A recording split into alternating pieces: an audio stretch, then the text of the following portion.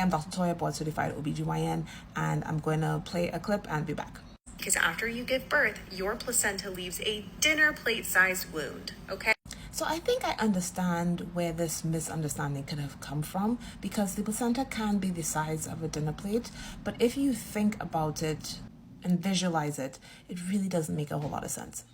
So immediately after the baby comes out, the uterus starts to try to get back to its normal size. The contraction process starts right away, and it's through that contraction process that the placenta actually separates from the wall of the uterus and then is expelled. As the muscles contract, the blood vessels that supply the placenta get cut off, so you stop bleeding and you don't have a hemorrhage.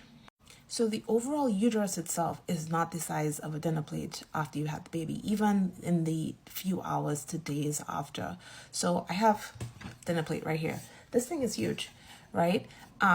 If I hold it up next to me, I'm pretty tall, I'm 5'9". This is, my belly button's all the way here. This is not how your uterus is.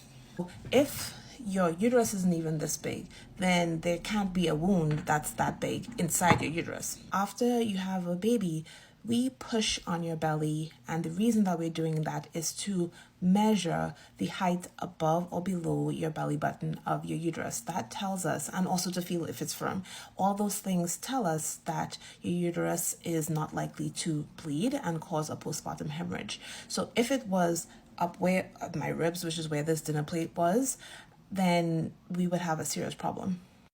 So there is a condition called subinvolution of the placental site that maybe is where it came from, but it's a complication. It is an abnormal thing that could happen that can cause delayed postpartum hemorrhage, and the vessels stay large and stay bleeding. But this idea that every person who has a placenta has this gaping wound in the uterus, and that's the reason that we recommend not putting anything in the vagina, is just not correct.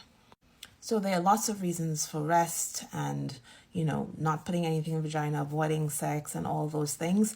But the placenta leaving a gaping wound that size in your uterus is really just not one of them. So let me know if you have any questions about that. I hope that makes sense and just allay any fears that people have that there's something this size just in there. Not the case.